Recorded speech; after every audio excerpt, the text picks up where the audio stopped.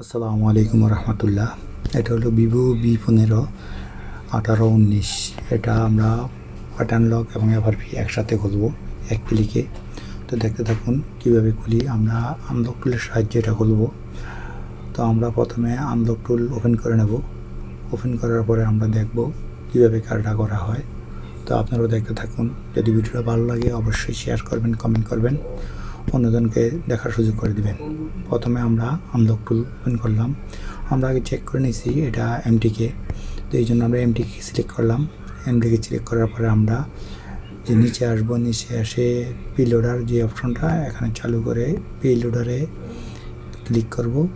এমটিকে click করলাম। এখন P লোডারে দিয়ে আমরা এখানে দেব ভিভো V3। এই যে V3 ব্যান্ডটা সিলেক্ট করে দেবো। এই V3 সিলেক্ট করলে আমরা এটা কাজটা সম্পূর্ণ হবে ইনশাল্লাহ। এই V3 ক্লিক করে দেব। ক্লিক করার পরে আমরা ফরম্যাট করব। ফরম্যাট ডাটা সিলেক্ট করলাম, ফরম্যাট ডাটা ক্লিক করলাম, ফরম্যাট ডাটা এই ফরম্যাট ডাটা ক্লিক করলাম। এখন আমরা কি করব, ভলিউম প্লাস এবং মাইনাস আমরা একসাথে ক্লিক করে ইউএসবি কেবল দেব। ইউএসবি কেবল দিলাম, একটু অপেক্ষা করেন। ইউএসবি সে চার্জ করতেছে।